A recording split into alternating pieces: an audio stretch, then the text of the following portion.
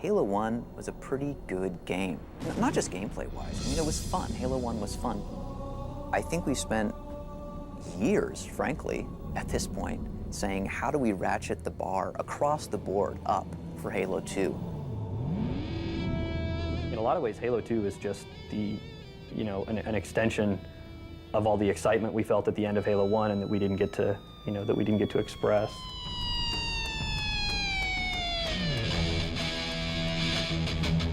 Just in every way, we've really increased the scale and the scope of the game. It's exploring huge environments, 10 times the size of Halo 1. It's about kicking ass in as many ways as possible, in as many different bodies as possible. Halo 2 is about guns and more guns. That's what it's about.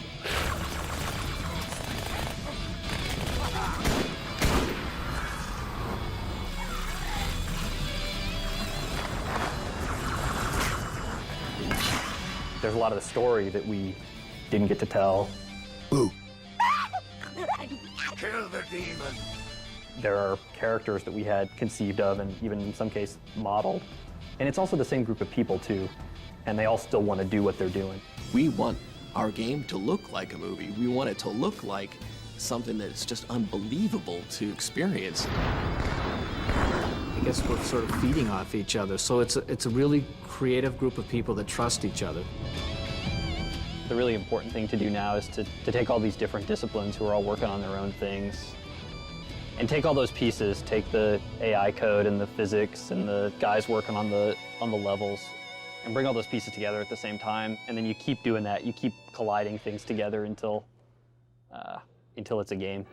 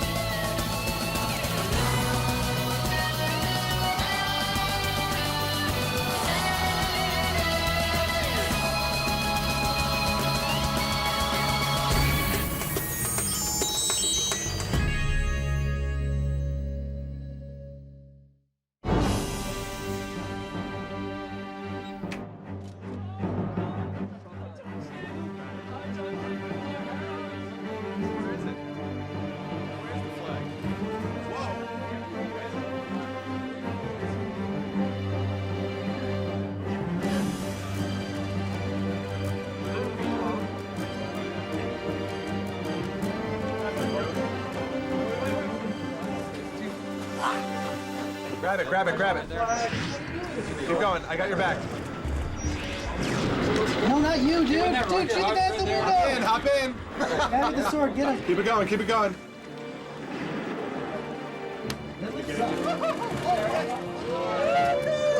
Oh, yes!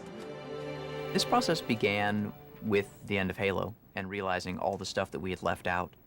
And Jason and I and Jamie and a few other people sitting down and thinking really hard about, oh, wow, what did we really want to tell? And then Jason locked himself in a room for a while and organized his core ideas and then came to me and said, hey, these are my thoughts about a story for Halo 2. What do you think? Yeah, I don't know if we're crazy or stupid or we just like good stories or what, but we certainly worry about that a lot more than you might think we'd have to in a game that's mostly just about action and about not thinking. In Halo 1, there was maybe 30 seconds of fun that happened over and over and over and over again. So if you can get 30 seconds of fun, you can pretty much stretch that out to be an entire game. Encountering a bunch of guys, melee attacking one of them before they were aware, throwing a grenade into a group of other guys, and then cleaning up the stragglers before they could surround you. And so you can have all the great graphics and all the different characters and lots of different weapons with amazing effects, but if you don't nail that 30 seconds, you're not going to have a great game.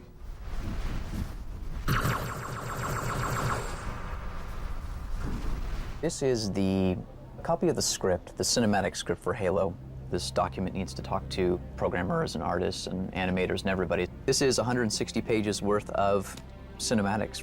That's kind of crazy if you just think about it on its own. But when you look at a game which is 15 levels long and with a couple protagonists and a fairly complex story arc, I mean, when you need to drive the player's experience for 20 hours of gameplay, say, 120 minutes of cinematics doesn't really seem that out of proportion. But just to look at it prima facie, it's pretty daunting, you think. My God, you're making a feature film. Why was it not destroyed with the rest of their fleet? It fled as we set fire to their planet. But I followed with all the ships in my command. When you first saw Halo, were you blinded by its majesty? It's not about making it complex, and it's not about playing movies for 2 hours between every 5 minutes of gameplay, but the more you can make somebody believe that they're in this cool place, that they're on Halo fighting the Covenant, instead of whatever, sitting in their living room at 2 in the morning trying to, finish some stupid video game. I will continue my campaign against the humans. There's a lot of complexity here up in this geometry, but look down now. There's very little of that down here. Oh, right. And I think we should try to flip-flop some of that. We start with the story, first of all. We get a good background to the entire game, just a foundation for things, and then we start building levels off of that. This particular level that I'm looking at right now is called the Sentinel Headquarters. The Sentinel is this hovering character. They don't need floors. They can fly up through the ceilings, they can fly through portals that are 20 feet up.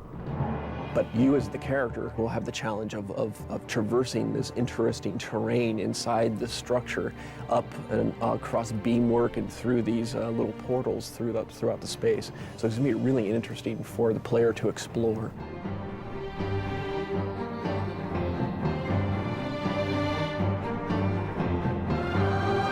All right, we made it, huh? All right, Michael's going to talk about the engineering and stuff. It's amazing to me how good stuff looks and how much progress we have, but something I've been thinking a lot about is E3. E3 stands for the Electronic Entertainment Expo, and it's the biggest event in the video game world where all the developers and all the publishers and all the gaming press all get together for, it's almost a week-long carnival, practically. Trade shows are useful because they make you get your shit together. It's important for us to get excited about what we get done for E3 because we need to build that excitement up and go. God damn, we have a lot of work to do between now and E3. I think it's really important to be ambitious. I think it's important to have more balls in the air that you can catch at the end when it all comes down to it and you have to ship a game. But certainly you can go too far. Of all the people on the team, Tyson and I are probably the people who are the most frightening for Jason and the programmers. We are the most crazy, scripting, crack smoking. This would be so cool, damn the frame rate. Let's pound the code and make these crazy things happen. Oh, no. Woo! E3 demo from start to finish. Woohoo! They entered the city a little over an hour ago. Yesterday, before the demo, we had all this stuff that we were just throwing in, and finally something began to catch, and we started moving. But all this stuff that didn't exist 2 hours earlier is all of a sudden in the demo and ready to show to people.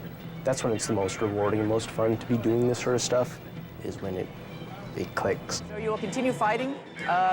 I don't think this part of the script is going to work, but at some point, you and your ODST buddies will jump down and you'll have 2 SMGs at this point, 1 in each hand, and you will begin to tear into the grunts with your 2 SMGs. A lot of things that you see at E3 are movies so that they can kind of fake the sound or, you know, pre-render it even so that their frame rate is solid. But what we're doing is we're playing it in front of people live. Sign will come crashing down onto the dropship. Boom! And the Master Chief will be chased by brutes, and this is all up and horrible, but... And then all of a sudden, another shadow of a dropship passes over you. And Cortana says, "Oh Lord, look out! Look out! Because it's raining brutes, baby!" Oh no! Brutes! Look out! This is for a scene where the brute jumps down onto the hood of the Warthog, surprising the driver and the Master Chief in the back for Joe's demo at E3. We always want to try to put a bit of ourselves in the character. It's at least what I'm trying to do with the Brood as well.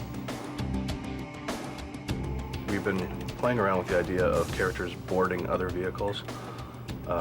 So here you see a cycle of the Brood swatting the driver and the passenger out of the way. It's a pretty rough cycle. It's about 70% complete. Still got a lot more work to put into it. What we are doing now for animation is so much more in-depth. We're bringing so much more character to each one of the entities in our game. So creating an environment that is visually compelling and beautiful from all vantage points is such a huge challenge.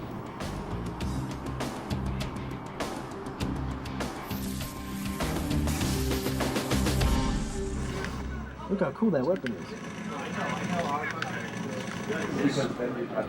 Yeah, I don't care about that. I don't care about that. This group of people is great.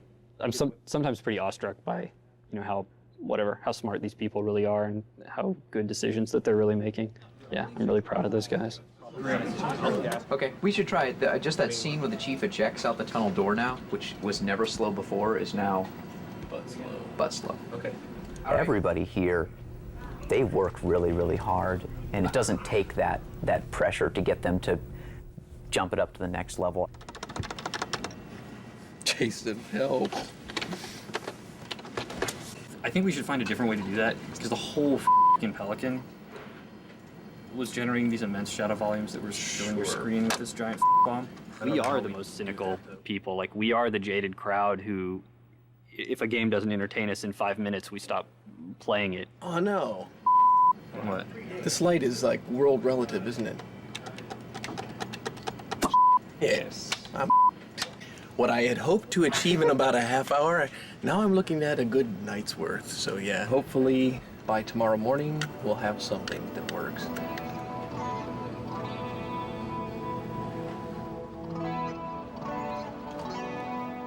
The Pelican is so expensive. That's for Shadowcast. The small group of people who, as you work to the very, very end, are going to sit down and feed off that adrenaline and fix the really nitty-gritty details and ship the really totally polished thing. Oh, that's gotta hurt. There it is. It's gotta hurt. It's all so easy, but oh no! What's that from What is above? that? It's a new thing. We're just throwing everything we can at it. And, Joe keeps pushing for more and more, and then the programmers will come through with some spectacular thing, and then the particle effects guy will, create something that just looks beautiful, but then the frame rate goes down, and then my music is no longer in sync. There it is. Bet you can't stick it. Oh, You're on. what was that? That's something for the fans. I like that. That was That's the first I've that's seen for that. the little glowy. that's for the really plasma hardcore, like German press corps. Like up to that point, like, you do not believe it's good, and now they're like, wow.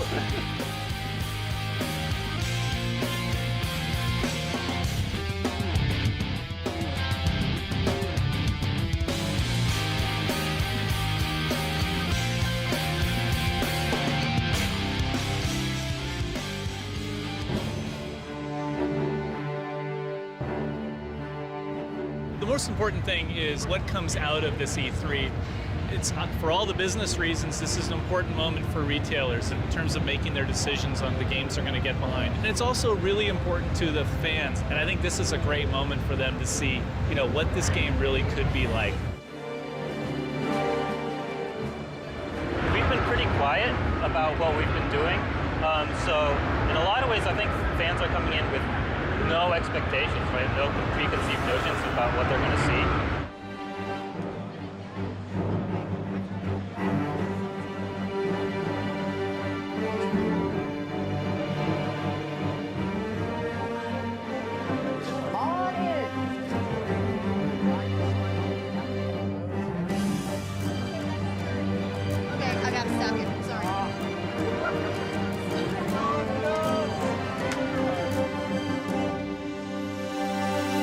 So we're going to show you Halo 2 today.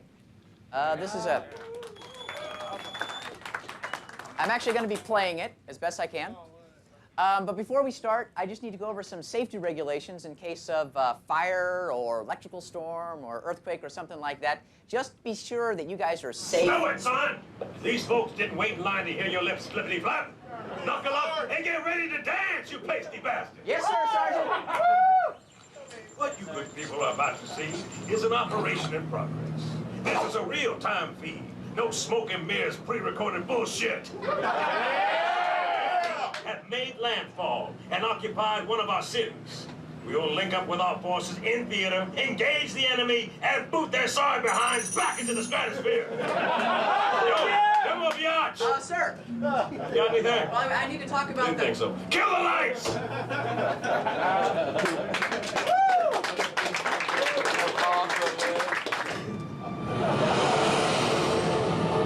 Go, go, go!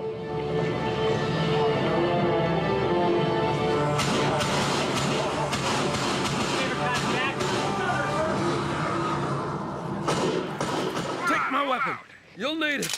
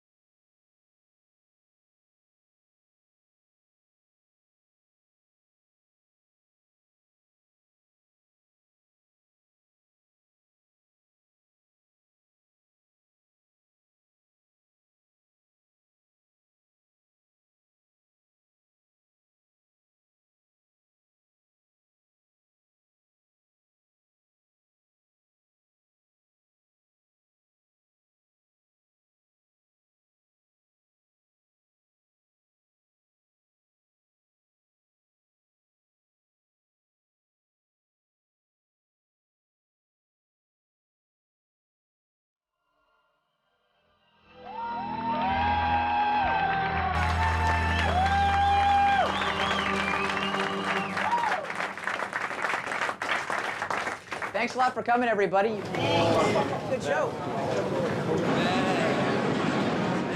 I mean, when I'm watching the demo and you climb up on the cruiser and kick the guy off, I lost it. Master Chief jumped up the ghost, kicked the enemy down and got on it. It was over. It was game over after that. Jumping on the ghost definitely surprised everyone the first time. It was like, hey.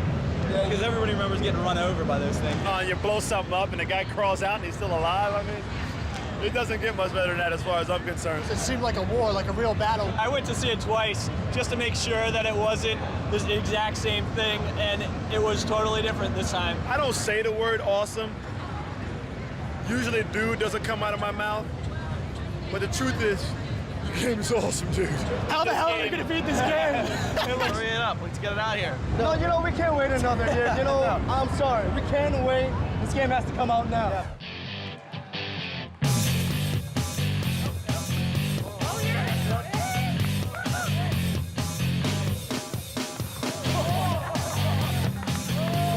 Listen, we spend day in, day out indoors under fluorescent bulbs, slaving away. This is the first sun we've seen in months.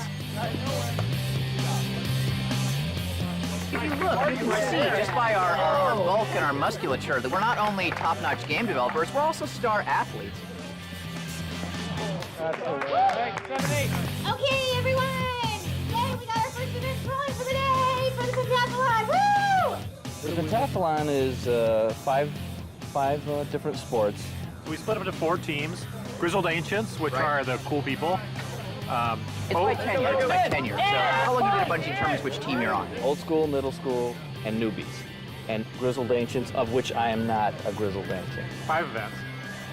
Tug of war, the old classic that everybody hates, right? So you end up with red hands. Volleyball, dodgeball, bocce ball, wacky race. Go, go, go, go, go, go, And tug of war. Let me tell you the secret to tug of war. The team with me as the anchor isn't going to win. The team with Michael as the anchor, well, they got a shot. The team with Nathan over there as the anchor, they got a real good shot. Everybody's got to start with both bum cheeks on the line. Apparently your team is like the flood. You were all one body and one mind. This game is about throwing balls and hitting other people. All right, on 3. 1, 2, 3!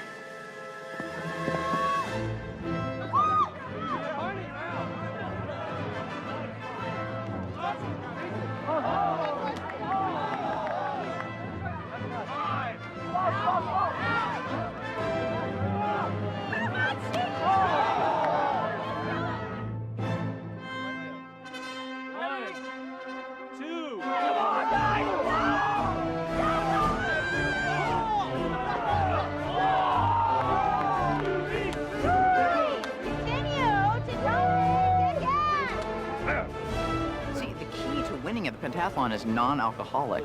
You appear drunk, and yet you drink root beer. The key to enjoying the pentathlon. Beer.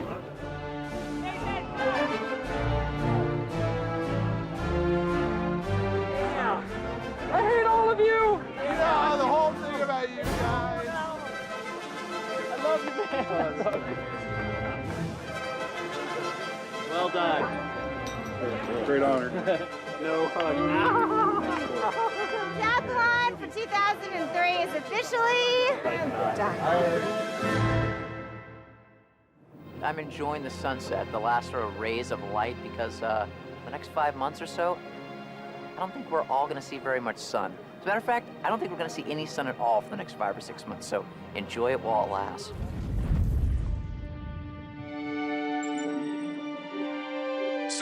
Just folded in inside our formation. Additional context.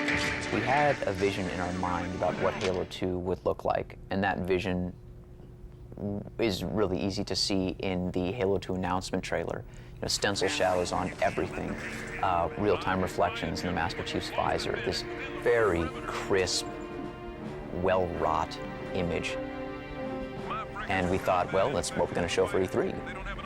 And when we got to the actual implementation of some of the choices we had made, we realized that it's impossible. And we went around and around on that and other questions for perhaps too long.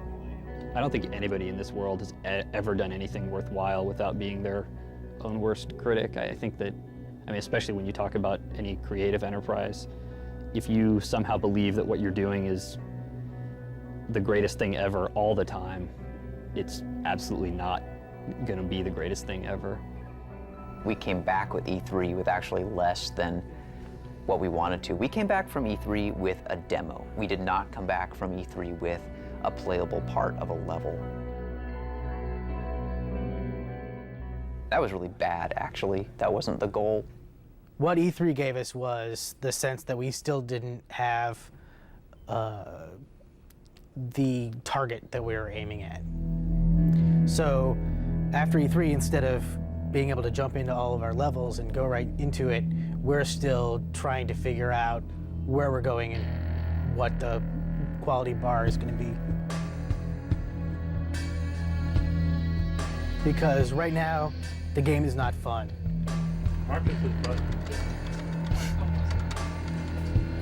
That is if I have time with all you bastards making me fix things.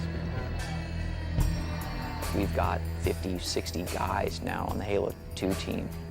They're waiting to be told, hey, what do we do? What do we, as this massive, smart, talented, hardcore, devoted guys that are going to stay up really late, what do we do? Tell us, we want to do it.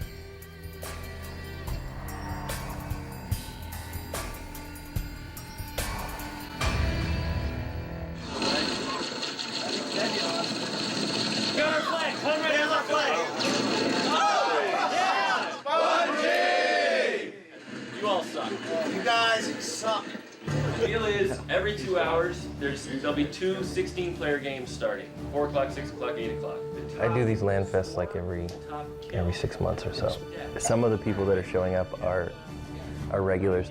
There's always new people. It's just Halo ties it all together. All right, hi, I'm Blackstar. Yes, Blackstar. The one you know and love. Cyberfree. Cyberfree. Arizona. That's Shishka. I'm Shishka. Nice to meet you all. Mr. Smiley. Yeah, Mr. Smiley. Brian from Bungie. We got someone from Bungie here. That's right.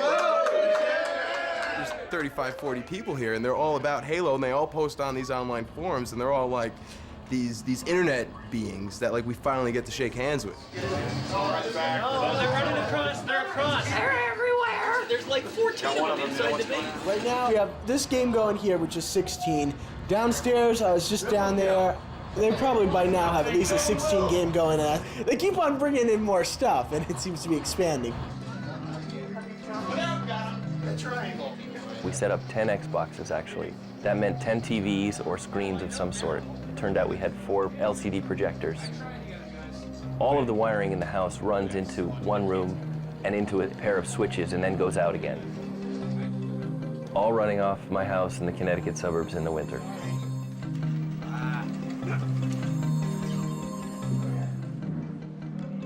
I'd like to place a to-go order, please. It's pretty big. I want 12 large pizzas, 3 pepperoni, 3 cheese, 2 meat lovers. There were people willing to spend next month's rent to fly across the country to play in a game at my house.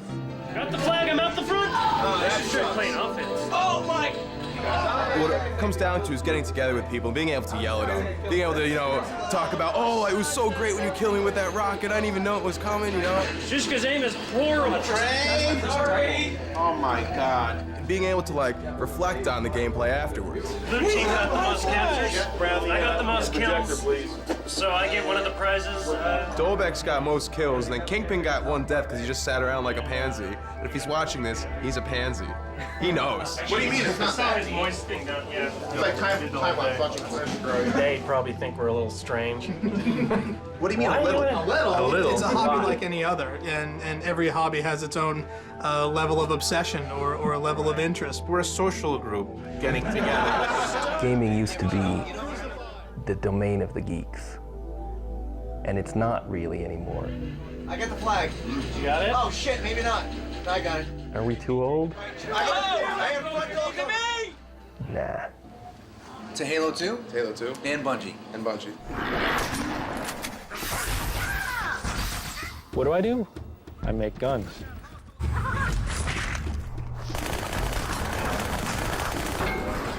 You get that butt in, use it like a pistol, and you'll be able to have one in both hands. So you walk around with these 2 bullet hoses. There's the battle rifle, right?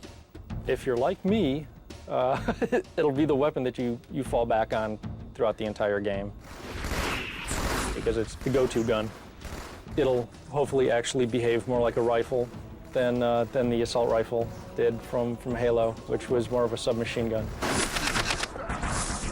It suffered from the same things that all video game weapons suffer from, and that is they do not behave like their real-world counterparts. South Carolina, it was a trip for reference to see basically how Marines moved, how they reacted in combat situations, formations. We show up on a farm and we're kind of like, how serious could these guys actually be? And then we turn the corner and see a table full of guns. Not only 1 table, but 2 picnic tables full of guns. Actual military issue service weapons. It ranged from pistols to machine guns, fully automatic, silenced. You're talking the deadliest type of guns. And these guys were pretty serious. It was kind of intimidating. Gun comes up, gun Bang, doesn't bang. work. And now I'm going to take up a good shooting position and I'm going to follow him all the way into the ground, try to take him down. If I were to just barrel point him like that. During the development of Halo, whatever, we made mistakes. We definitely got some criticism from actual people that were in the military. We had a smaller team, right? And we had a very short time to make the game. We did a lot of research, but there's only so much that books can teach you. You've got to get a lot of research hands-on.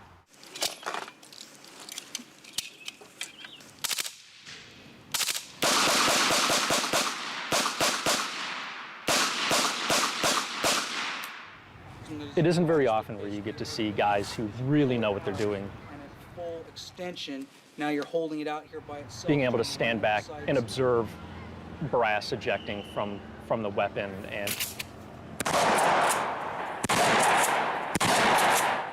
The most surprising thing for me was basically the communication between a two-man unit. Moving. Move. Touching your partner's back when he's in front of you. Marines going into combat formations, how they'd handle certain situations, how they'd handle multiple opponents, single opponents. We're trying to go far and above what we've done in Halo 1.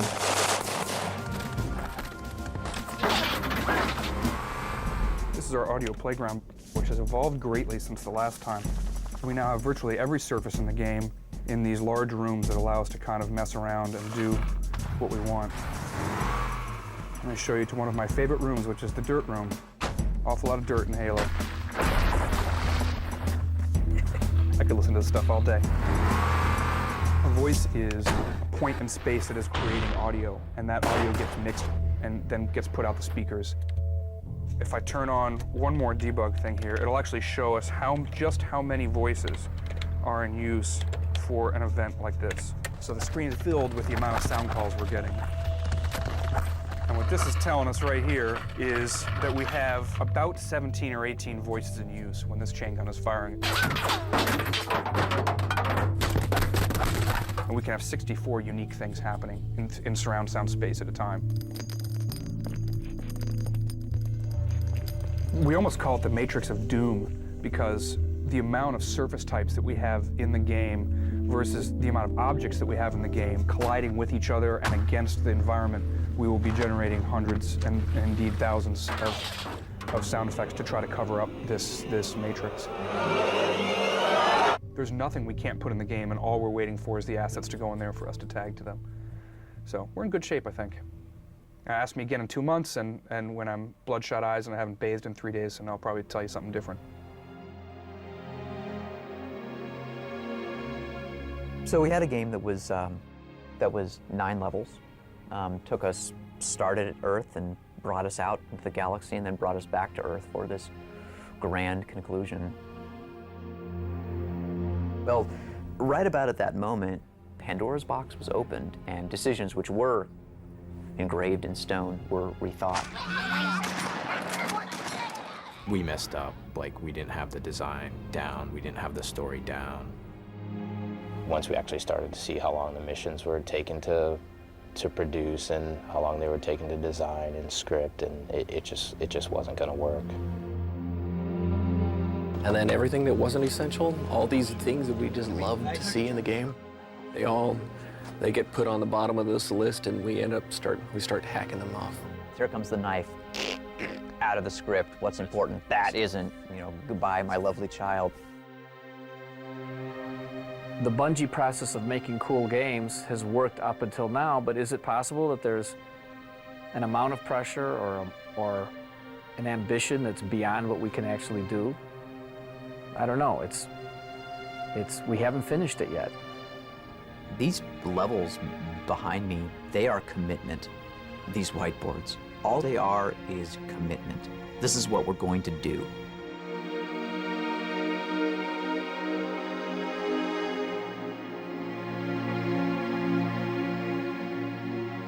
The time for constructive feedback is done, and it's time to work.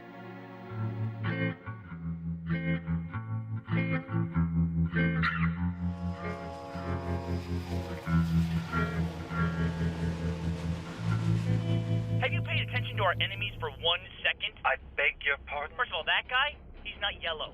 He's orange. And since when is there a girl on the red team? My favorite thing is pretty dresses. I got termites in me leg. And that is not a southern accent. Do you have any tampons? Seriously, what is the matter with you people? At the time we started the series, we thought we were the first people ever to do this. We did. We thought we were very such original. creative geniuses. We made 2 little 5-minute. No, they were about 2 minutes. No, they were about 2 minutes. About 2 minutes apiece. Yeah, 2 minutes each, and we put them on the web, and they were just funny little sketches that we wrote, and then we used Halo to animate them. All right, O'Malley, this is it. I got half a mind to kill you. That's ridiculous. And the other half agrees. I think the first week we had 2,000 hits, and then we had, I think, 3,000 hits in a day, as we realized it was kind of starting to take off, and then the next day we had 50,000 hits, and so we started doing a weekly series pretty quickly. This is the M12 LRV. I like to call it the Warthog. A lot of the jokes are just things that you and your buddies would say to each other while you're playing Halo. Why a Warthog, sir? Because M12 LRV is too hard to say in conversation, son. Is Simmons in the can? I'm ready. Okay. Action. Would electrified be okay? Would electrified be okay? Would electrified be okay? Great. Well, as you can tell, we are in the old closet for this bedroom out here. We still have the wooden bars where you'd be hanging your clothes. When's it gonna be Simmons' turn? When? When I do the yelling, I hold on to the bars up here where we hang the clothes from. Otherwise, I get a little too excited. That's pretty good, but try to sound like you're reading it off a script. All right, I can do that. Get through it a little faster. Okay. Aw, come on, Griff. He was more of a bag than a douchebag. I'm wearing a training bra. I'm wearing a training bra. Try emphasizing I'm. There's a really weird feature in Halo. I won't call it a bug, out of respect. The position a character is normally in when playing the game, they have their gun up, they're looking around for somebody else going to shoot them, and then as you lower the gun, the character looks down, but at the last minute there looks back up. And we can make them bob their head to talk, to show who's talking, movement. We can have them turn to face people. Well, looks like Caboose has hurt himself. This is the bug that makes it possible. You know, without this, we couldn't do it. Caboose get his head stuck in the freezer again. It's a beautiful game. I mean, there's still, I don't think there's a better looking game for the Xbox since it's come out. No, I don't know. I'd like to keep doing it basically as long as Bungie and the fans will put up with us. We're here today. We're on the 8th of June today. We're roughly halfway towards finishing the project since this went up. So 4 weeks from now, we'll have coded everything in the game. Another 4 weeks from now, we'll have put all of the pieces of content in the game. 2 weeks after that, we'll have literally everything, all of the audio, all the cinematics, everything. Then there's 6 weeks after that where all we do is play it and we fix any bug where we absolutely could not ship it. And then we release it. I'm still scared shitless right now, to be honest with you. Problem is, the bug I have is the difference between good enough and awesome is so big, and I mean, there's this standard set by everyone here that, I mean, good enough sucks. You can't do good enough. You fire the bullet, and the bullet comes about maybe 4 or 5 pixels below where the crosshair says it's going to. It's a hard kind of thing to live up to, but it's I mean, the game's going to be better for it. We're actually pretty good at slamming stuff in right at the end. As a matter of fact, I think we do some of our best work that way. We're seeing big chunks of the game being fun and playable, and so I think that's a huge corner that we've turned. Right now I'm working on polishing the blood splatter decals.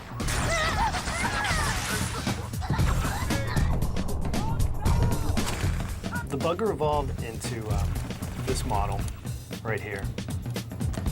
He has independent little hips, which kind of give him buggery movement, which is cool. We're trying to add certain specific weak points to a Banshee's, like on the anti-grav pods on the wings. We've got a huge amount of work to do in this very, very compressed time period. That's scary. These guys everybody here is scared. More time would be welcome. CJ doesn't need us until If we could have some more time, that would be great, but the fans are screaming. More time. Yeah, we could have used a lot more time. If you can invent a 75-hour day, you'd be my best friend. We're not asking to work shorter days. We're asking to work as hard as we're working right now, but just 2 weeks.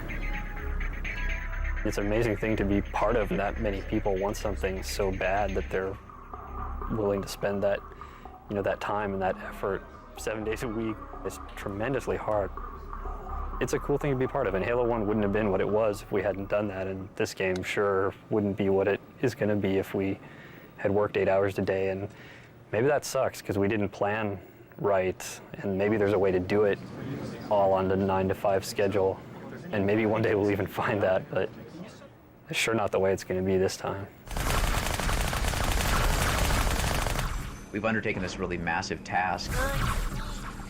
I think that we had 2,000 or 3,000 lines of unique combat dialogue in Halo 1, and now we're talking more than 14,000 lines of combat dialogue. So the end result is that Marty and I are spending, Marty more than me, a bunch of time in the studio getting a lot of voices. On a galactic scale. Let's see, fairly robust security algorithms. I could crack them, but sidestep, cover my tracks, and voila, top-side hull schematics. See, Jen, you just made like all the dorky techno geeks. There's nothing hotter than a woman that can infiltrate topside hull schematics. What's it like working with Marty? That's a good question. Joe? Oh, well, I mean, it's the best. Working with Marty is an effort in patience and restraint. He's hilarious, he's funny, he's sharp. He gets to bitch like nobody's business about how much work he has and how little time there is. We work together really well. The two of us together are the most unlikely couple for a variety of reasons. I hate him, actually. Chief, whatever you're gonna do, make it quick. I think Cortana might just be genuinely... Basically, well, all you want to do is say, louder, faster, now you're sad. But Joe is like, well, you see, back in the first centuries of spaceflight, the Covenant... So right, the Covenant fleet, which arrived at Earth, is now attacking. There's an engine core, and if we destroy the reactor that powers the core of the ship... Actually, I can see the actors' eyes start to glaze over, and they have no idea what that means. So they'll say, so, you want it faster? And then I'll go, yeah, faster. I'd say Marty's direction is incredibly intuitive. Sometimes, and I'm smiling even as I say it, I don't know what I'm going to say, but Marty does, and he's already written out exactly as I'm going to say it. Oh, Podge, coming in. Sweet Lord, it's raining aliens. Oh, Jesus, why you do this to me? Aliens everywhere.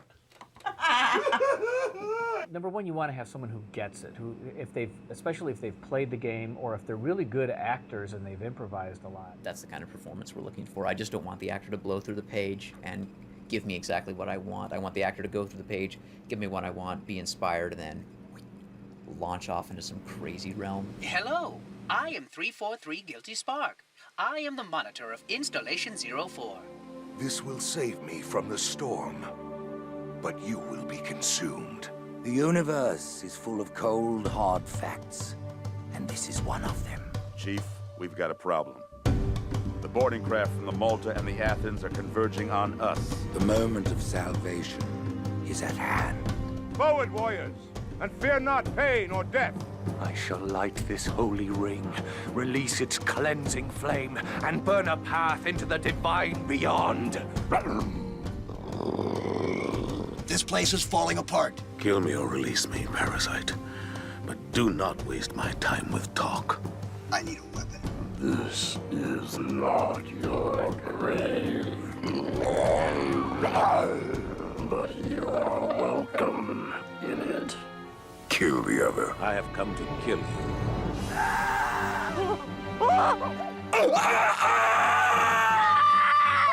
My eyes! Oh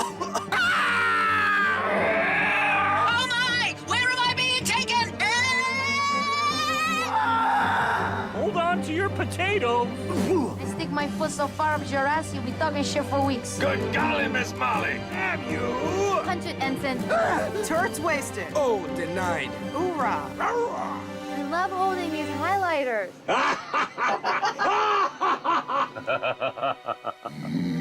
The hopes of all the Covenant rest on your shoulders, Chieftain. That was really wonderful to see these actors come in who we really didn't know what was going to happen with them, and they worked really, really hard, and they did a really great job. Works for us, and away we go. Whee! If only Marty would work that hard, we'd be set. Dietat. Diapap.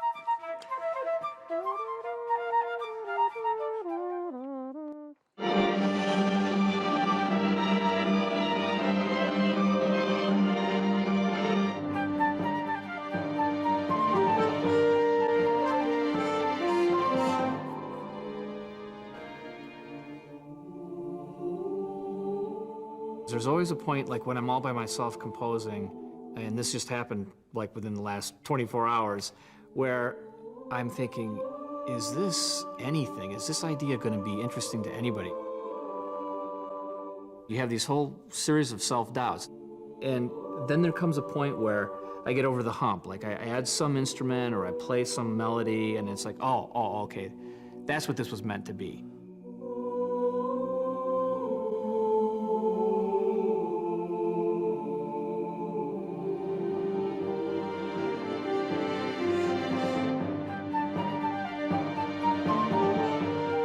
If I'm involved in the development of the game and I actually enjoy the game, and I'm talking with Joe and I'm talking with Tyson, I'm understanding emotionally what they're trying to do, then my product will be better because I'm that deeply involved in it. Marty's pretty amazing. Marty makes pretty much everything we do twice as good, and that makes me really angry because he's just about the only individual who has that level of contribution to the team. But I would never say that to him.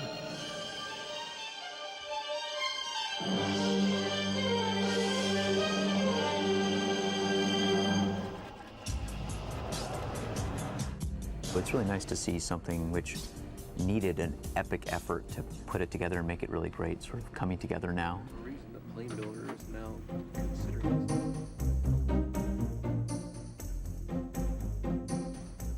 We're at a stage in the game development where a lot of things that were broken or unfinished are really coming together.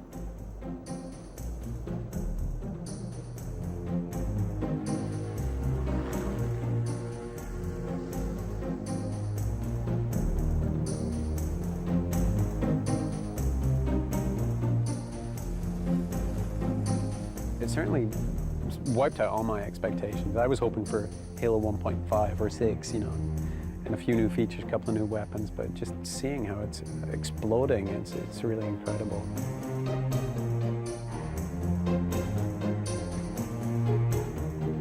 It's really great to have this deadline that we can't move at all because it forces us to kind of finish it. When the producers come over and pry our hands from the keyboard and say, okay, you can't touch it anymore, we've got to start manufacturing these discs, I think that's the point where we're gonna have to stop, and that's gonna be the end of it.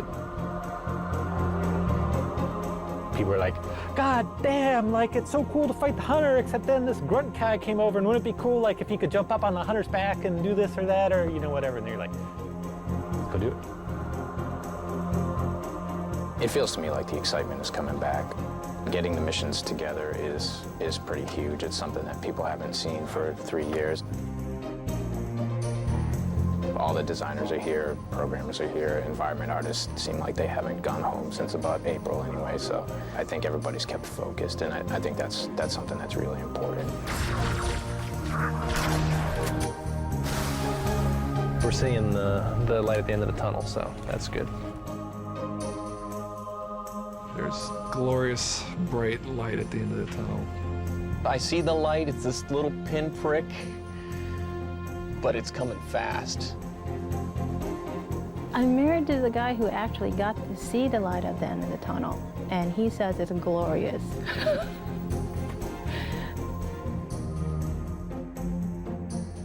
Every day I see something brand new that it blows me away. I'm like, gosh, how did you guys do that? It's really neat stuff. It excites me, makes me do better work, makes all these other guys do better work. They're really excited about it.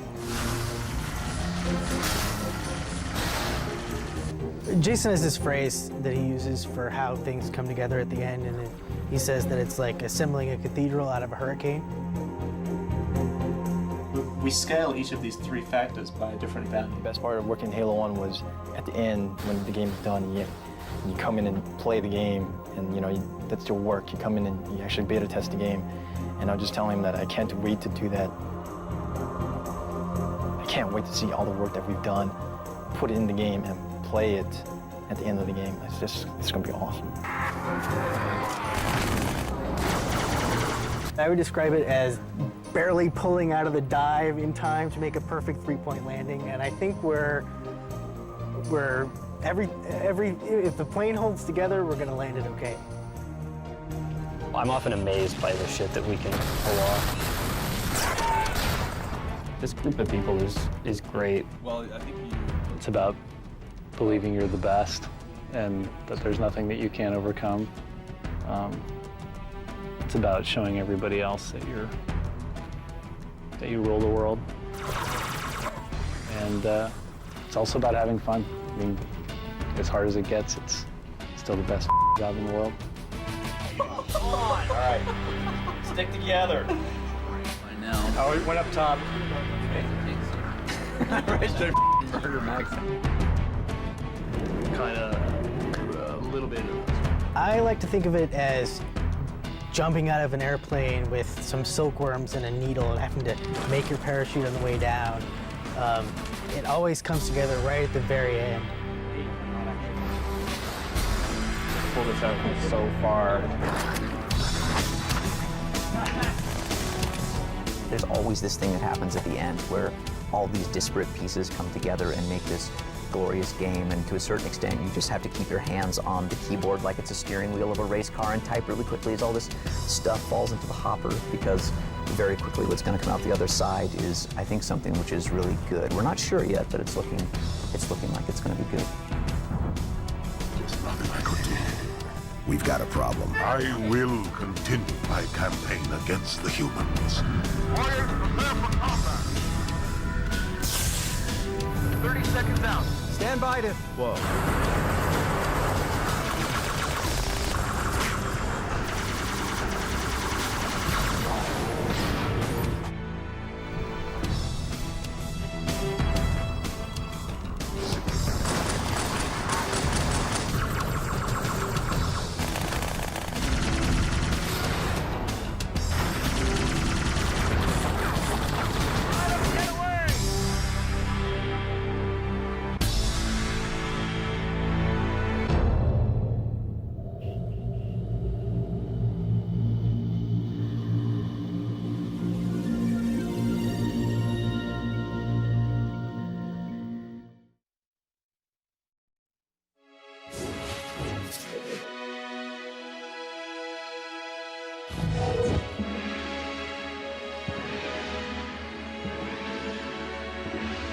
Here is the space station.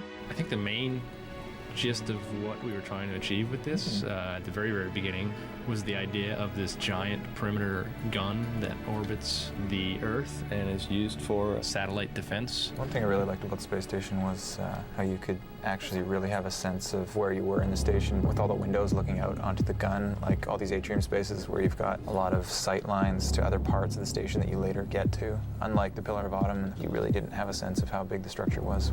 That leads us onto Old Mombasa. We had a lot of destruction present in this to really try to set the mood of the Earth being under attack. It was sort of an inspiration of what would an old ethnic neighborhood look like in the future. So a lot of stuff has been retrofitted with wires, and it was a nice way to transitions into the newer architecture, which you eventually get to after you play through the beach and the tunnels and all that. And you eventually end up over what we call New Mombasa. A lot of the look and feel of the city was based on either concepts that were painted or from actual photographs of the current city of Mombasa that exists in Kenya. And so that's why it seems familiar. At the same time, we've tried to add as simply as possible signs of 500 years of human advance. It sort of still harkens to the arcology concept that Chris Lee was working on a long time for the E3. You'll see a lot of architecture here, like this large bridge. There's some highway sections, and then the new city. And the reason why the arcology was replaced is because it was such a massive structure that you really felt like like you were just in a gray metal canyon and not in a living city nearly as much as the new level. So hopefully it was a change for the better. Gas Giant. Dave's baby. His big, worked on this big for baby. Too long, too many years. It was satisfying to play through it. I played through it today, and I think successfully the production half of it feels like, okay, this is where they're moving these odd canisters full of gas that they're farming. I think there's a good transition from that to the research area where this predates the Halos. The idea for this is where they first sort of came into contact with the Flood and had this horrible potential war in front of them or infestation. Okay, here we go. Sentinel Wall. This is where things start to cook up story-wise. This wall was built by the Forerunners to keep the Flood quarantined into a specific area on Delta Halo. Even the exterior of the quarantine zone is supposed to reflect the barrenness and the lack of life that the Sentinels have been trying to instill in the area by starving it of light and energy and heat and all sorts of good things, and so that's why it's so cold. And we're now at High Charity. We definitely took a departure from the Covenant stuff that we did in Halo. We're able to squeeze the most out of the Xbox and actually do all the fancy curves and shiny surfaces that we had drawn out. We chose a different palette for colors. Yes, purple. A lot darker. Much darker purple than much darker purple, desaturated. Mauve tones of Halo 1. We pulled off a much better organic feel to everything, which was really kind of neat. And so the lighting is going to be very dark and moody. So now we're looking at the Delta Halo. It's really cool. It has a lot of beautiful water shots.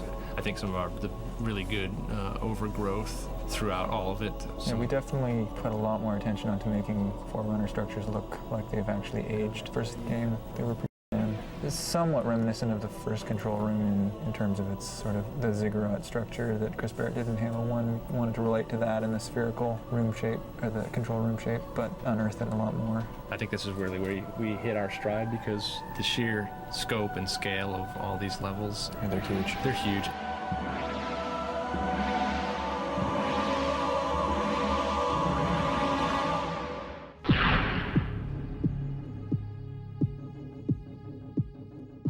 I'm Joseph Staten. I'm the director of cinematics. I basically am in charge of making the movies, telling the story. I'm CJ Cowan. I am a cinematic designer. John Butkus, animator.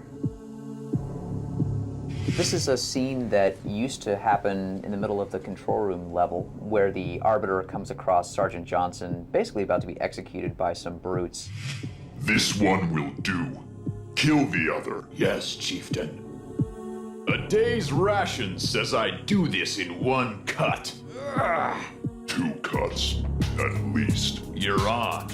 This was going to be sort of our big, crazy fight scene that John and I cooked up, and John did most of the good choreography for it. And then we decided to simplify things. I don't know, what would you add to that, John? How do you mean simplify? By cutting it? Yeah, right. By saying, this is stupid. No, I think if you watch it, you'll see that there's just a ton of really great action, which I think ultimately decided one was really hard to animate given the time that we had. So it was a fight scene that we wanted the player to actually do himself.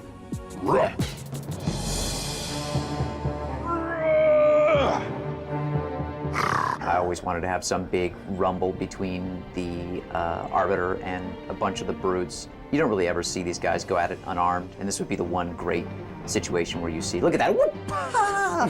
Look at that choreography, oh, in the face. There's still a small part of this cinematic that is in the game. We still have basically the end of this cinematic where the Arbiter and Johnson are talking about what they're going to do, how they're going to actually make it to the control room to take out Tartars. We wanted to get Johnson safely into the Scarab before the player could get control of things, and that's what actually happens in the real game. Tell me, human, can you drive a Scarab? This would lead into some gameplay. The cool gameplay, of course, is the Arbiter riding on the Scarab tank while Johnson was driving it. They're gonna know we're coming.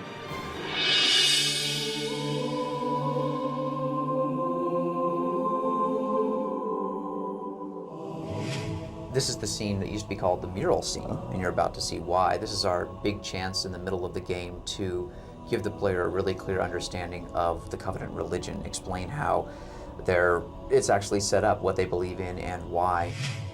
I think the original Videomatic that we're looking at, it probably gave the player too much information. I think we were trying to sell the Covenant side of the story a little bit too hard. What has happened? The prophets blame us for that braggart Regret's demise and decided to replace our best warriors with these imbeciles. But I think the cool thing, if you look at the real cinematic in the game, the one that evolved from this, we picked the most important things, which were the changing of the guard, the relationship, the uneasy relationship between the Spec Ops commander and the prophets, and then the sort of conniving way that the Prophet of Truth gets the player, the arbiter, excited about going and completing his task. Those sort of three critical moments are still in the real cinematic, but they're done much more efficiently.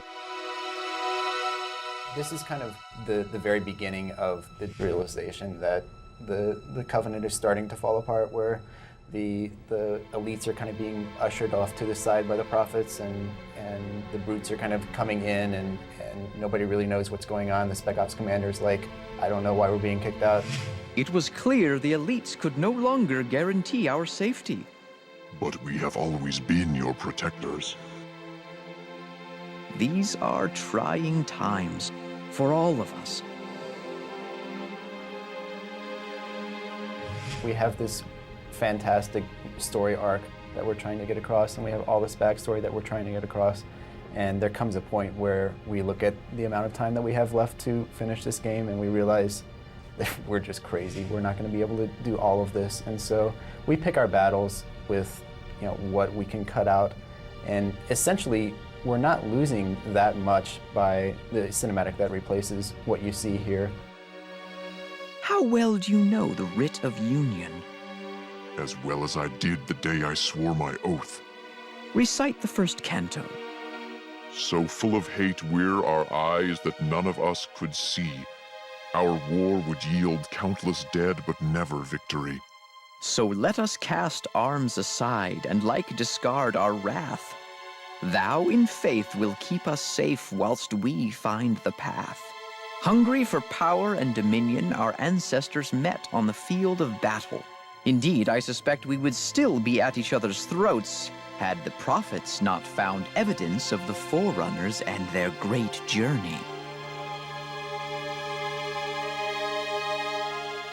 The murals on the wall, essentially, they walk you through the 7 stages of the formation of the Covenant.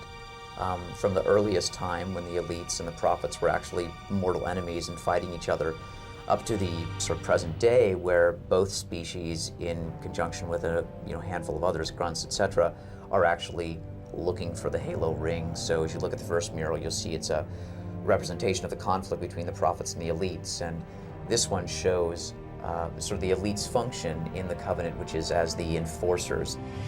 While some were short-sighted and chose to reject the promise of our union, all were eventually swayed by the knowledge that those who joined the Covenant would be welcome on our great journey. This one here shows what the prophets do, which is essentially search through old Forerunner ruins and find artifacts. And one of the most amazing things they found as they searched was this myth of 7 rings created by the Forerunners scattered throughout the galaxy. And this myth of the rings became the thing which drove the creation of the Covenant, is the foundation of their religion, which is a belief that these rings are sacred objects that will, if activated, make you a god. For an instant, our Lord's most splendid creation revealed its hidden power, a divine wind that would rush through the stars. I think that there's a great push in games these days to throw everything in first person and to essentially remove any letterbox cinematic time. I think a lot of people are moving in that direction. I think our job is to, as efficiently as possible, bracket in letterboxes those critical things the player has to know and tell them in a way that's epic and moving that you just can't always do in first person. But we don't want to keep the player in this little rarefied special world too long. We want to give him some questions, give him some answers, but then send him back out into the sandbox. So this is a great example of a 6-minute thing that we decided, we can really do this in about 4 or 3.5, or maybe even less than that. And let's take that other stuff and let's sprinkle it around in all the different levels. And I think ultimately the player not just appreciates that more, but it makes it a richer game experience.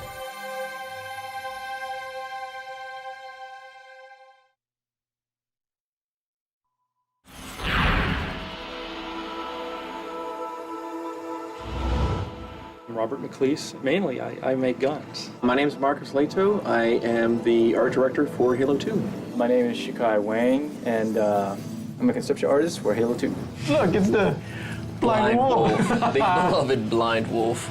That was back when you could ride it. Yeah, you could actually mount the thing and ride it. AI couldn't handle it on the AI side. Couldn't flock them. Couldn't fit them into gameplay.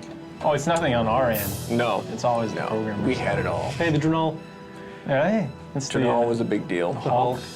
Giant boss character. And we'd always thought the Covenant kept this thing, all tied up and enraged. Right. And it would bring it out during the frontline battle. It would have been a cool boss character. I think he was just too damn big. Yeah. Good vehicle smasher, it would have been good. Yeah. That was the special purpose sniper guy, right? We wanted him to have his arms used as like a tripod, and he can actually flip left to right, like side to side, so without having to switch weapons or something. We had him silly. being able to hang from trees as well and do some weird stuff like that. He got pretty far too. We actually textured him and got into the game and stuff. It took that long to figure out that. Yeah. He's a piece of crap. This is the engineer. We got this into the game. It's actually fully Halo modeled, 1, textured. It was a technological savvy character that would rip apart technology and idiot savant. Consume it for the Covenant. This is probably the weirdest character I've seen in our sketchbook. Marcus said we needed a character that was more menacing because everyone of our characters looked too. We needed something more kitty-like. monster-like. We were just trying to go have a physique that's like biped, but doesn't behave like a biped. So you have all these parts that are missing and all these limbs that are extra limbs. Oh, this guy's cool. I like this guy. He was supposed to carry his weapon under his belly. Beginnings of the Hunter, I think. There you go, Rob. It's the what Gator, was it? Doberman. Doberman Gator or the yeah. And then the keel bug. Keel bug. Which was my idea for cleaning up bodies on the battlefield. It would a few of them would fly in and cut the body into sections and fly off. I like the wing where it actually distorts. It made no sense. Oh, that's cool. I think it was a strike fighter, right? It was like a defensive fighter for the Earth space. Well, it just didn't fit into our gameplay either. We didn't have we didn't have a purpose for this kind of thing. Unless cinematics. Yeah, it'd be a cinematic only thing. We needed more of a Black Hawk type vehicle, which also got dropped. Dude, I so wanted this vehicle to get into the game. The doozy. Precursor to the doozy. Yeah. This didn't make any sense. Didn't that thing eventually wind up getting a gun on the back of it, or? No, we were two people got one gun in the front, one in the back. And then one guy facing backwards. Yeah. The nausea seat. Yeah. Hovercraft were kind of a strange thing back then, especially ones that we needed to remain stationary at a certain altitude. That we had a very difficult time with some of those. It would have taken a long time for us to tune the engine physics to make it work right. Oh man, this is the mongoose. The ATV. Yeah, I got cut. We had weapons on the front of it initially. We tried no weapons. The designers couldn't figure out how to integrate it into gameplay. It didn't work in conjunction with vehicles like the Warthog or the Ghost. This broke the model too much. Can't tune it well enough, so we had to cut it out. This is disappointing as well. Yeah. We've tried so hard to get this thing into the game. We had effects, model, we even reiterated it. Yeah. Rob did for Halo 2. We built it. The most difficult model to build that I did in Halo was the most difficult rebuild for Halo 2. Yep. Looked beautiful too. Sure, it sucks. Yeah, it's all this good stuff we want to get into the game, but that's part of making games.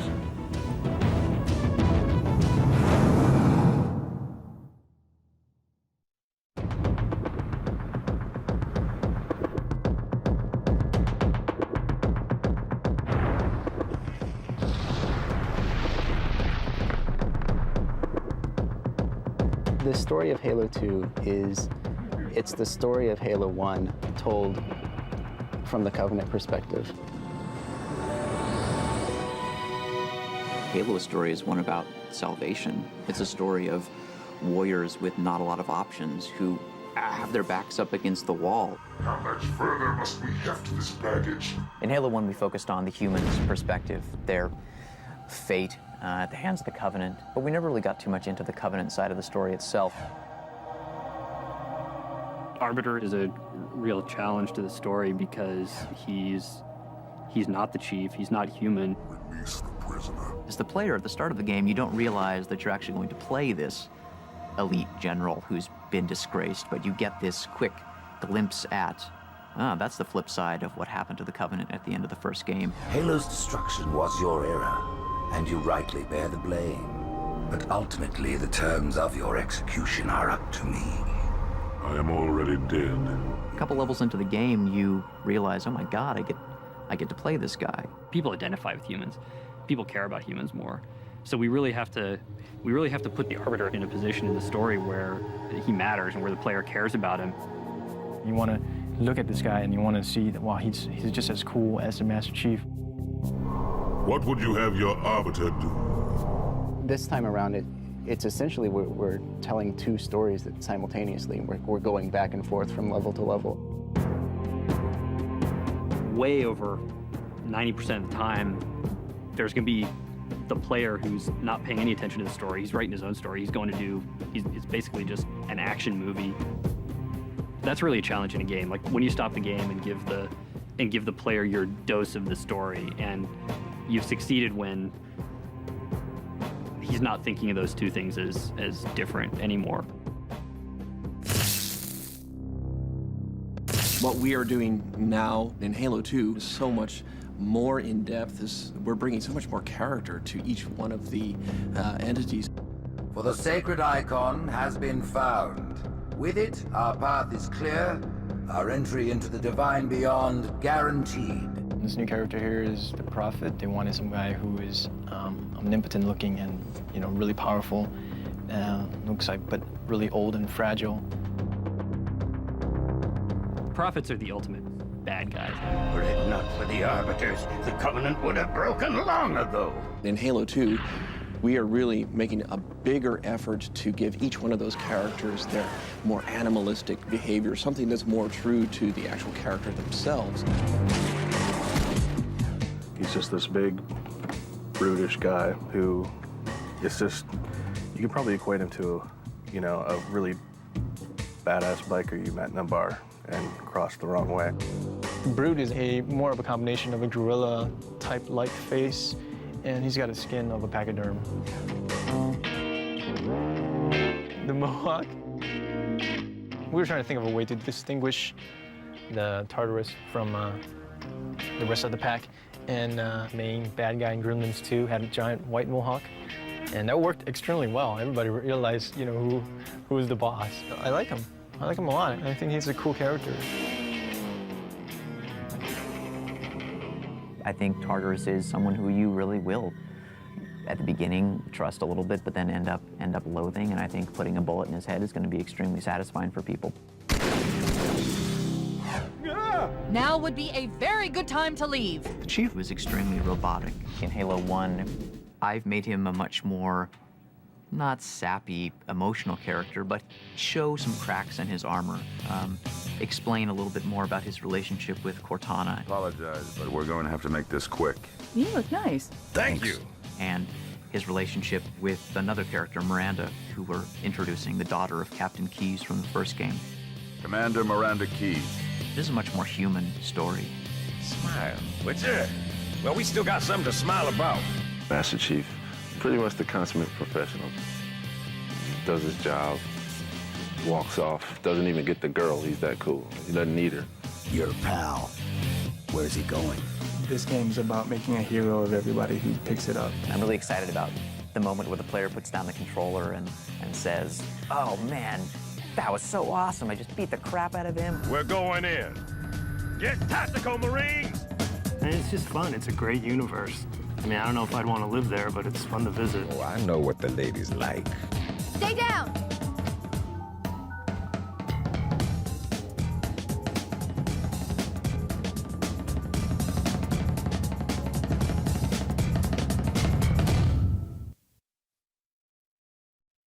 The loss of one of the sacred rings racked our hearts with grief.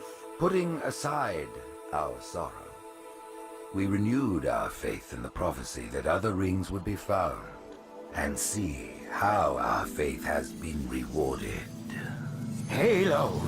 In Halo 2, we've got a much bigger story to tell, and this story takes place in a lot of different places. We're going to send the player on this galactic romp from the ruins of Halo to the Prophet's homeworld, High Charity, to these amazing Forerunner facilities in the atmospheres of planets. The player is going to transition from mission to mission, from one unexpected place to the next. There is no doubt the storm will strike the facility. We start out with a sheet of paper and just try to generate ideas. What are the cool things that could happen on this mission?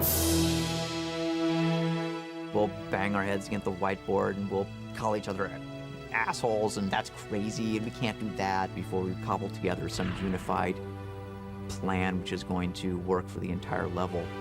There's all this sort of high-level stuff. When you get into building it, you gotta have good encounters. You gotta have good arcing fiction on a 3 to 5 encounter basis.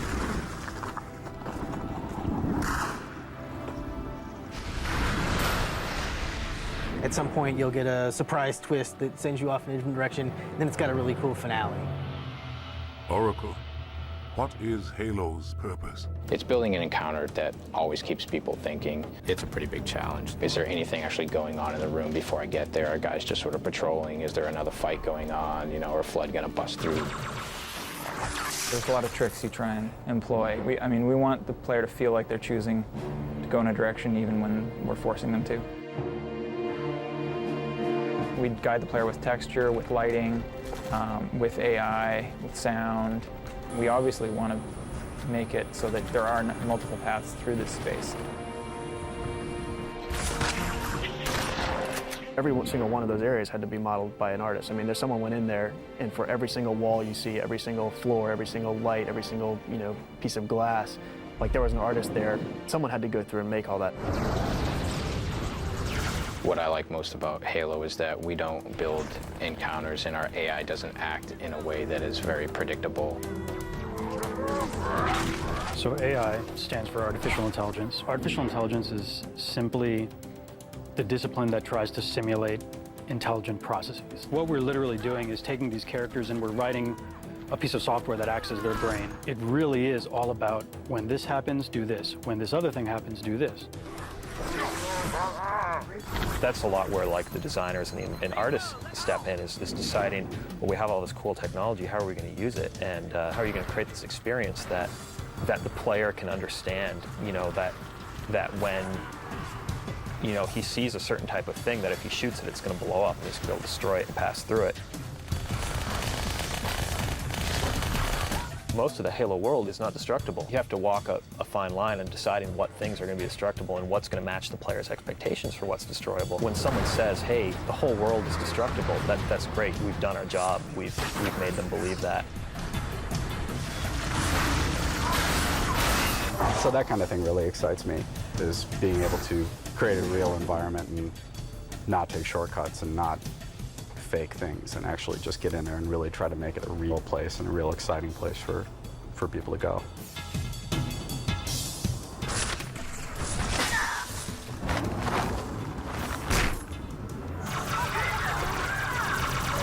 If you can set it up so that each new situation is a problem that the player has to solve, he can do that over and over and over again. All the events that we're trying to create, we just want people to feel like they're the only ones in the context of this game that could do what they're doing. It's all about you saving the universe. Again. I think the days are gone where the guys say, honey, I'm going over to Jeff's house to go play cards. Now it's, honey, I'm headed over to Jeff's house to go play Halo.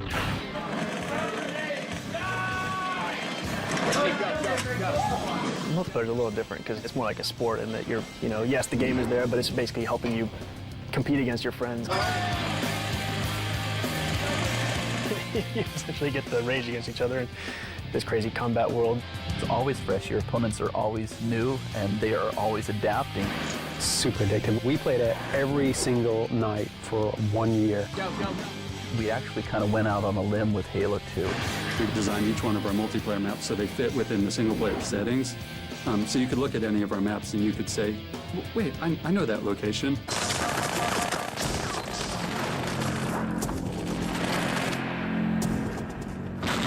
Probably the most popular team game types is Capture the Flag. Or on almost every Halo 1 map, we had 2 bases that were pretty identical. And at the beginning of Halo 2, we were trying to think of different ways where we can make our maps more asymmetrical. It's fun to play as the attacker, and then it's fun to play as the defender. You can never completely defend the base. Maybe there's 2 guys defending, but there's 3 ways in. You're always having to make these choices. So the attackers start on the beach, and we give the attacker a warthog and 2 ghosts. And then we don't give the defender anything except the rocket launcher. And the beach is separated from the main complex by this seawall, so it gives the attackers a home, and then the defenders also have their base, which is their home. And then the vehicles have to come in through this one gate. The rocket launcher guy usually likes to get into position to attack that gate. The HUD is the heads-up display. Let's say I'm in a firefight and I'm firing my weapon, and if I'm taking damage, the indicator turns red, so I can instantly see if my teammates are in trouble. And if one of them was to die, my friend there is dead. He shows up with a big red X over his head. Now, there's been many times I've been in a game and I'll be following my buddies right into go get the flag, and then all of a sudden I'll see all these red X's appear on my screen. I'll go, you know, maybe now is not a good time to run through that door.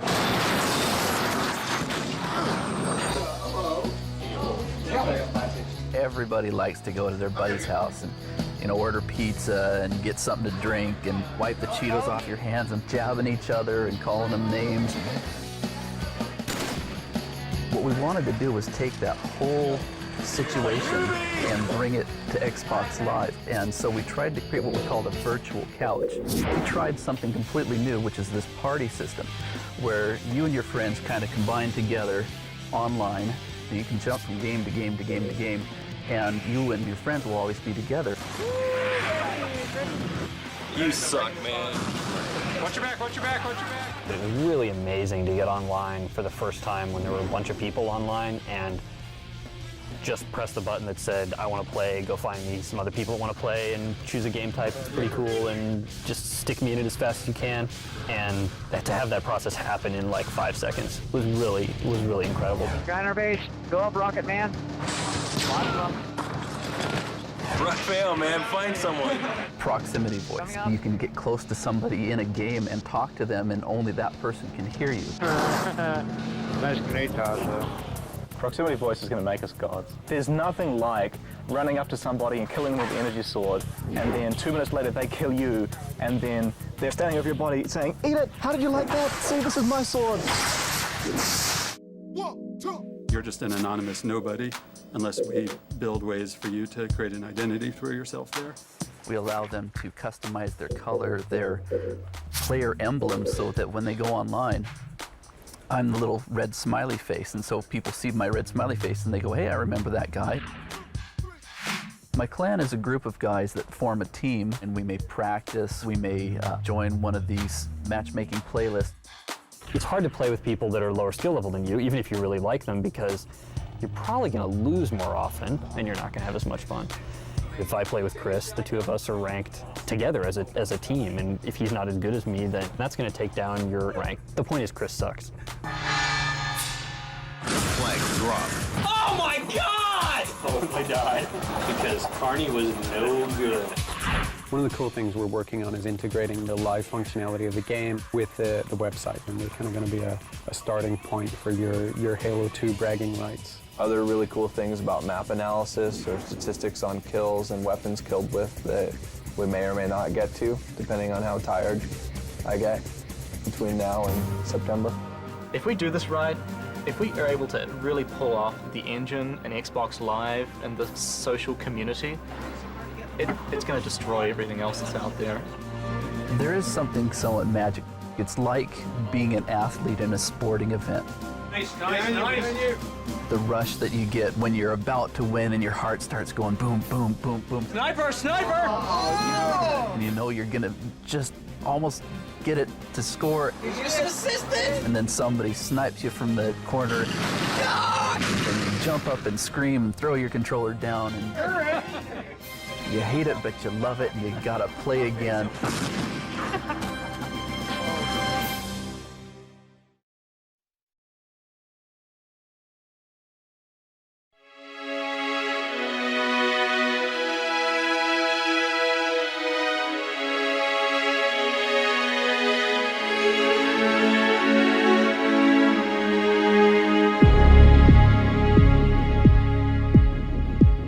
At the end of Halo 2, we thought it would be a really cool idea if we got a lot of people involved with making some more multiplayer maps. Most people spend their time in the multiplayer maps, not in the single player ones.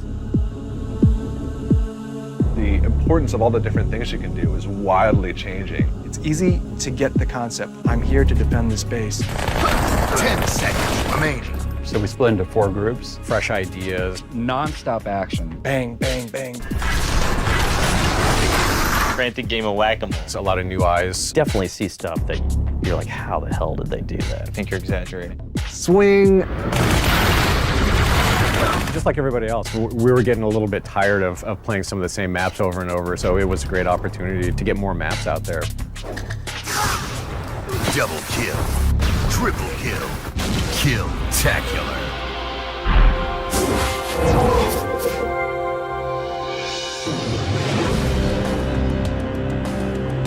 Containment is a big map. It's definitely the biggest map in the downloadable content. 2 team capture the flag, 8 on 8. This map is so big the Xbox can't even hold it. We're visiting the quarantine zone. These zones were created by the Sentinels in order to prevent the flood from escaping further and infecting even more of the Halo structure. It was supposed to be just a straight-up conversion of Timberland from Halo PC. The bases are more intricate. Because they're basically the Sidewinder bases. And more interesting. Change it even further. More dynamic. Just change it all together. 2 rocket launchers. There's also 2 sniper rifles. 2 warthogs. A Banshee. And then outside of your wall is a tank.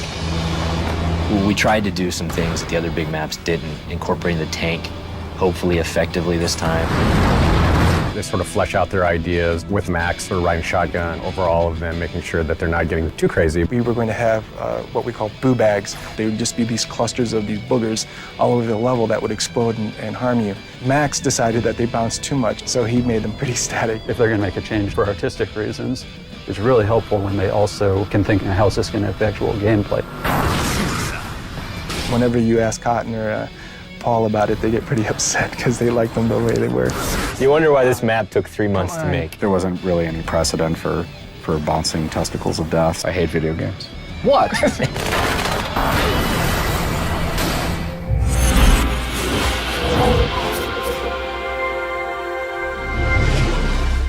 Backwash is a humid environment. In all our other multiplayer maps, you can see the other player from a quarter mile away. Here, you can't. We knew we had to make a small, like 4-player Slayer-style map. The idea came up to use the Halo 1 swamp as this foggy arena. Old and crusty Forerunner. We're saying this is on the Delta Halo, and it's actually an area very similar to the place on the Alpha Halo where the Chief met Guilty Spark. In fact, we actually have the monitor of the Delta Halo. He's flying around the environment. We definitely were looking to encourage the short game, so you'd be more inclined to use weapons like shotguns and the sword. It's very easy to spawn and instantly see where everybody's fighting because you see plasma bolts in the fog and you know exactly where everybody is, so you just go charging over there. And Nathan's favorite tactic is to get up here on this little metal protrusion, then he's just lobbing grenades down at people. I'm kind of the resident griefer. I kill everybody on my team, laughing at the top of my lungs. Nathan's griefing is well balanced by his lack of skill. Yeah, no one likes Nathan. Yeah. You know, this map will be a success if people love to play Slayer Halo at its simplest form. It should be one of these places where it's just fun to find the high spots and gain elevation through jumping. And when you do that and you pull it off, I don't know, I feel like a Halo god. and we got glow bugs. It doesn't get any better than that.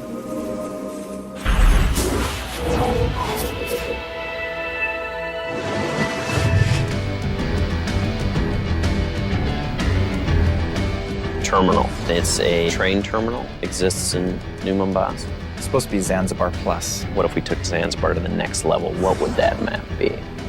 It's completely asymmetrical. There are two bases, but it's not a mirrored environment or an environment that is rotated so it's identical on both sides. The nature of it is it's imbalanced. So the attackers have a starting location and the defenders have a base, but they're not equal in like which one is easier to defend or easier to attack. The only real dynamic element is the train. If you play too close to the tracks, you'll die. Most of our Halo 2 maps play in single flag CTF. The vehicles are fun, but they're not a key component of how you win or lose that. And we wanted to make a vehicle encounter significant. You cannot ignore the Wraith. The Wraith is a big deal.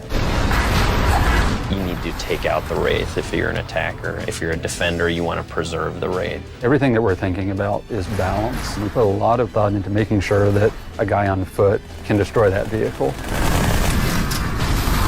No rocket launcher. No rocket launcher. No rocket launcher. It's a big design issue. I think they've actually softened on that position a little bit. There's now a rocket on terminal. Okay, people who are good with the Wraith, we've added the rocket launcher back into terminal, which we didn't want to do in the first place. We tried to specifically design this map so we didn't have to use the rocket launcher, but now because people have gotten so good with the Wraith, the rocket launcher's back in there. It's pretty rare that you'll get people just sitting in a spot and being cowardly. I hate cowards.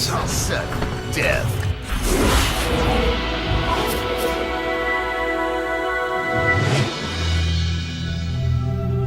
This is a remake of Longest, one of the maps in Halo 1. It's supposed to be this dirty cargo freighter.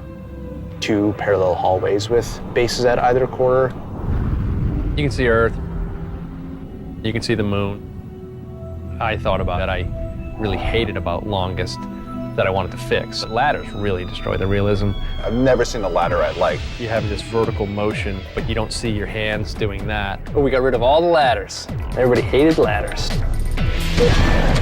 The really nice thing about this map is that there's total mobility. It's a fairly simple map so that it's easy to navigate, easy to understand.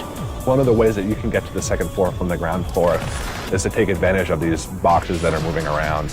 Gameplay-wise, they create a very huge change because they create this jumping path that you can get between the 2 levels on the map from any point. One of the interesting things that just kind of fell out of this design, and this is not intentional, if you are on the conveyor belt, even though you're moving faster than the motion sensor, if you're standing still, you don't show up. It has like this one thing that we've never had before, which is you can hide and actually end up in a different spot than you were, and the whole time you won't be on the motion sensor. I wanted to put the ladders back in, but make them slanted so that you didn't have the same horrible problems that you did. He never expressed that to us. Yeah, I never expressed that. He would have got shot down. It would have been a problem.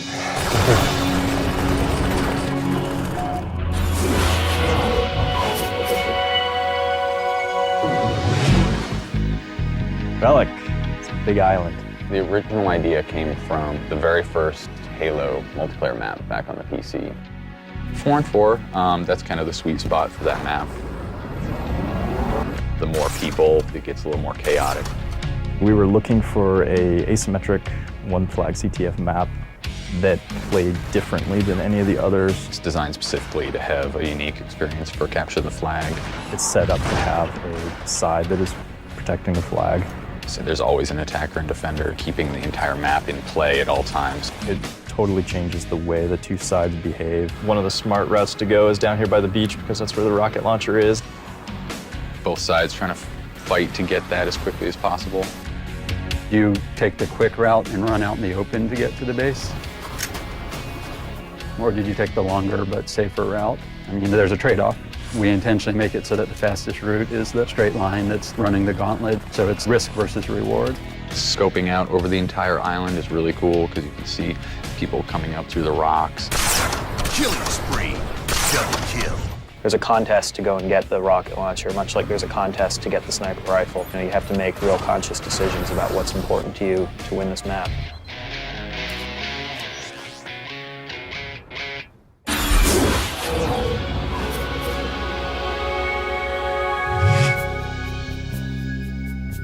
Gemini. Its origin is in Marathon. In Marathon Infinity, there was a map called Duality. That's the fundamental structure that we took. It's not really a symmetrical or asymmetrical map. It's an arena free-for-all map. We wanted it to feel wholly otherworldly. This isn't something for the rest of the Covenant. This is the Prophet's antechamber.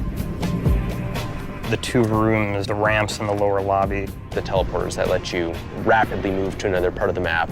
The doors seem really mundane, but a door actually lets you play with a person. That's what this is, corridors. Cool, moody lighting, lots of artfully well-placed weapons, and good combat. So that's the essence of a good ground pounder. Even walking slowly, I can cover the entire map in about 15 seconds. That makes it very difficult to actually mount a defense. Our engine is designed for a mix of different weapons that work at different ranges. You can only carry two. The reason you pick up two plasma rifles is not so you can squeeze both triggers at the same time. It's so that you can pulse them. Like you can fire one until it burns and then fire the other while the other one's cooling off. Because if you need to reload when you're dual wielding, then you're basically screwed.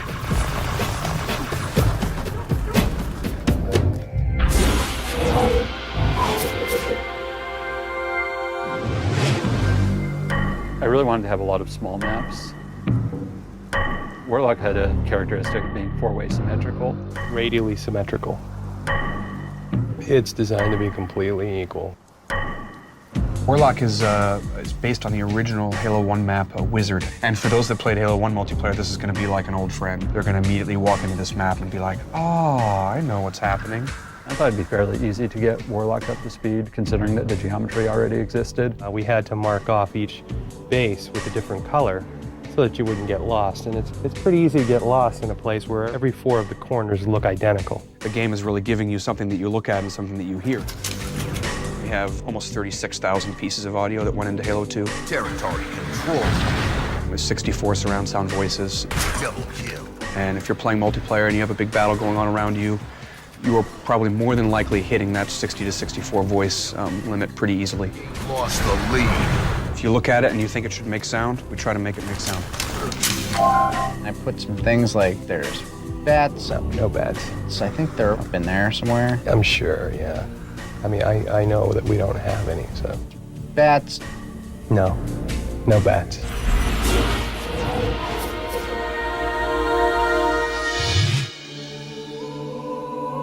Sanctuary is about a battle that takes place on the Delta Halo. You could envision Delta Temple being in the distance behind the cliff and behind the waterfall. It should look like a single-player map, but play like a multiplayer map. It's old Forerunner architecture, supported by some newer Forerunner metal structures. It's really important to us that people believe that they are real places in our universe.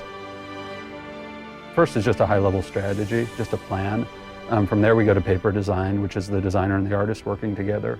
It actually is a symmetrical map. Symmetrical is mirrored in some fashion, and it's an attempt to try to make things balanced.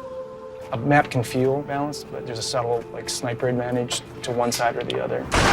What it was designed for is CTF. Flag taken. There's medium-range weapons like the battle rifle and the carbine, the SMG, you got a needler. Those are all symmetrically placed to give each team even playing field. Every time they take on one of those weapons or taking on a role, that's kind of the mentality that I take, designing a space is, are there good places for a player to assume those roles and be effective, and are there places for players to fight against that role as well?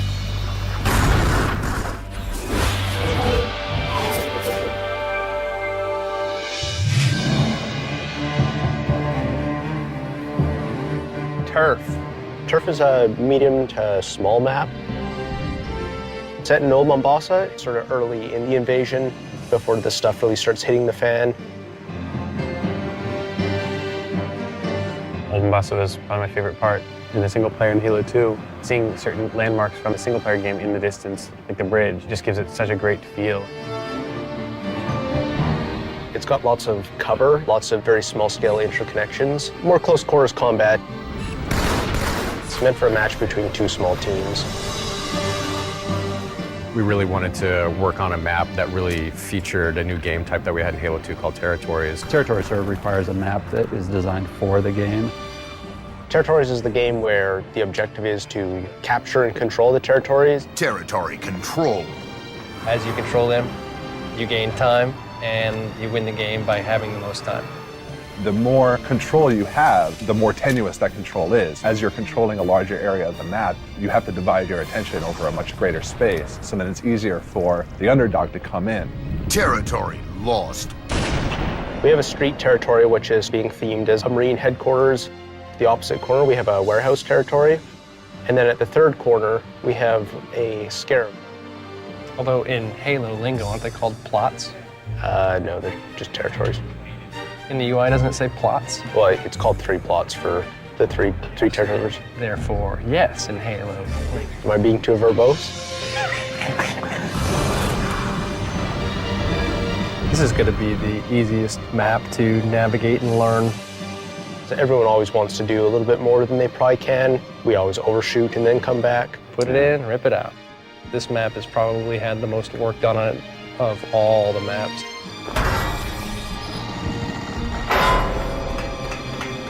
It's insane the detail that's on here. This is probably my favorite Halo map thus far. It's awesome. I love this map. I like it. It's a fun map, and I did no work. Territory control. As a game developer, you really get to enjoy 2 games. One is the game of creating the systems and the art itself, and then the other one is to actually play test it. The rest of the staff is working on all these maps. What's the animation team going to be doing? Part of this process was getting everybody to take on a new challenge and even expand those skills in new ways that they hadn't thought of before. So that was a great opportunity to get a cinematic together.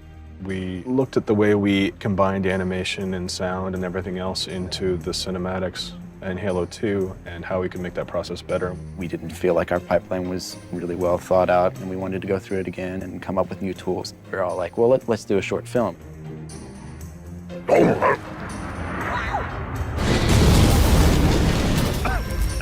Status! I wanted to do something that kind of paralleled what happened in the game.